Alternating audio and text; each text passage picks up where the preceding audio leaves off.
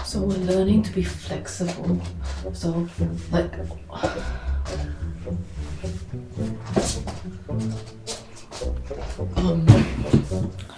anyways, yeah, let's just ignore that. That's what happens when I get tired.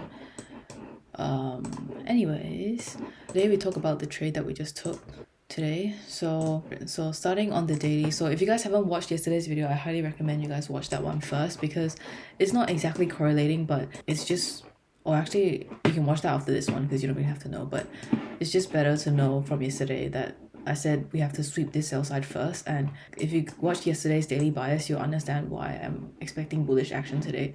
But we'll just go over it a little bit. This was the sell side level that I was waiting for it to sweep. It was Monday, Tuesday, we just get like this kind of action. So this is Monday, this is Tuesday. We're just going down to sell side. And now that we've got CPI is usually like a big move, right? So for me, it just doesn't really make sense for CPI to just keep going down. So we have this daily fair value gap here. We also have a 4-hour fair value gap that's untapped here, 4 hour. So for me, it just kind of doesn't really make sense for CPI to just go straight down, because there's so much space here and we're so much like down already from like last week. After we swept sell side, I think for CPI, I had more bullish bias going down to the 4-hour. And again, this is a reversal trade now. This is not a retracement trade, so usually it's lower probability, but we got the 4-hour candle here that didn't even close below this. So if you look at the structure, it's like down, up, down. So this is the most recent low, and instead of closing below it and creating more structure, we just kind of like swept liquidity. So this sweeping liquidity made me think that it might be time for a reversal, and also that sell side. So both of those, and then this 1-hour fair value gap created and being respected. So usually in my other videos, you'll see that I don't really pay too much attention to fair value gaps like this, because this fair value gap didn't really create like a market structure shift. We got above this high, but I think for it to be a market structure shift, we probably have to go above this high, right? Which is on the daily fair value gap. So it would be a bit unlikely for it to go all the way above just with like this move. So that's why I kind of still considered this one, and we respected it during Asian session as well. That's why I kind of paid attention a bit more to that. Today's trade, we didn't actually sweep Asian session again, and today's trade is learning how to be flexible, right? Because usually I wanted to sweep Asian session, and I realized if it was past me, I would probably not have taken today's trade, just because I would probably gaslight myself into thinking that we haven't swept liquidity, so let's just not take that long, because past me would have probably just not seen any opportunities today. I wouldn't short, definitely not. I would definitely not short in this kind of environment, but I probably wouldn't have taken the long as well, just because we haven't swept Asian session low. And the reason why I don't really need it to sweep Asian session low is because if you see here, this is Asian session low, right? So Asian session, we already tapped into that fair value gap, so why would it need to sweep Asian session low again? Like, there's just no need to sweep this low again, because this low has already tapped this, and if we sweep this low again, then it's just going into this, and that would just kind of make my bullish bias weaker. So that would, if it sweeps this low, it would actually be even less bullish than if it was to just go up. So that's why I didn't really care too much about sweeping that low. But we still got a liquidity sweep, so let's just go through the 4 criteria. So we got a high time frame POI here, that 1 hour that's respected. We got a 30-minute fair value gap right here as well. And right before this trade, we will have a 30-minute candle close that closed above. So when it was during this time, I was like looking at the charts, and I was like thinking it doesn't really seem like it's a good long opportunity, because at one point in time this whole thing was just a black candle going all the way down, and it was just not respecting this at all. But it somehow managed to close above, so that's a very bullish sign.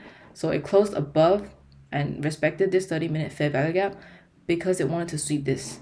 So we still got a sweep of liquidity. So it wasn't a Asian session sweep, but it was more like a lunch hour sweep. I think this is like some sort of lunch, right?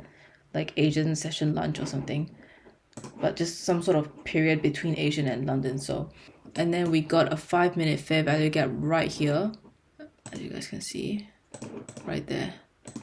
So when it retraced into that fair value gap, you can enter, but I entered a little bit above, so I just put my stops below this low.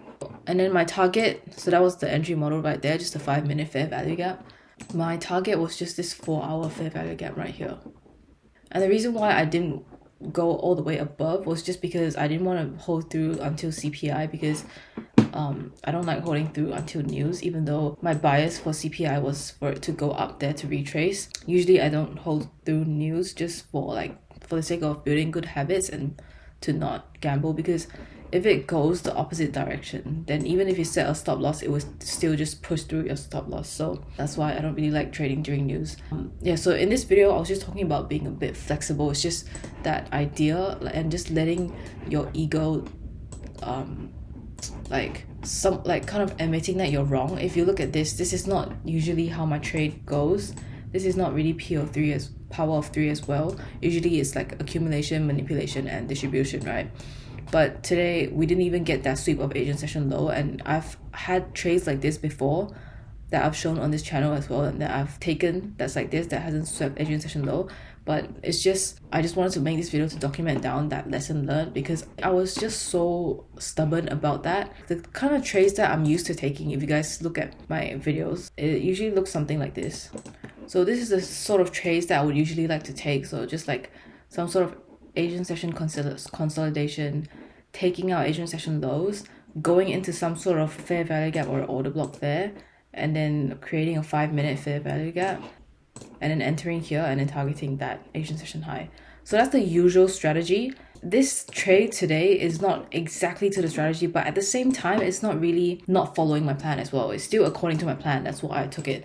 And that's why I'm making the video, because if it was not according to my plan, then I wouldn't be very happy about it. I realized when it's not according to your plan, even if you win, it's not really something to be proud of. But this is that liquidity point right here, this high, and that 4-hour fair value gap is that my drawn liquidity. We have high time frame, we have entry model, and we have liquidity sweep. So even though the liquidity sweep is not exactly what I want, we already have everything that we need. So as long as you're still following your plan, sometimes it's okay to be a little bit flexible and not have to see the exact same thing, because the market is always going to be different, and each time that you trade is going to be a unique experience, even if you have the same strategy. And that's what I literally was listening to this audiobook today called Trading in the Zone. And yeah, that's what it talks a little bit about as well, that each time you trade is going to be a bit different, it's unique. So you can't be expecting the same thing to happen every single time, because it's just not going to happen.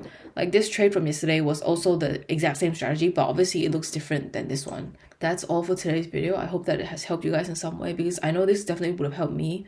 It would have helped past me, because I used to be very stubborn about it. So yeah, just hope that it has helped you guys, and I'll see you guys in the next one. Bye.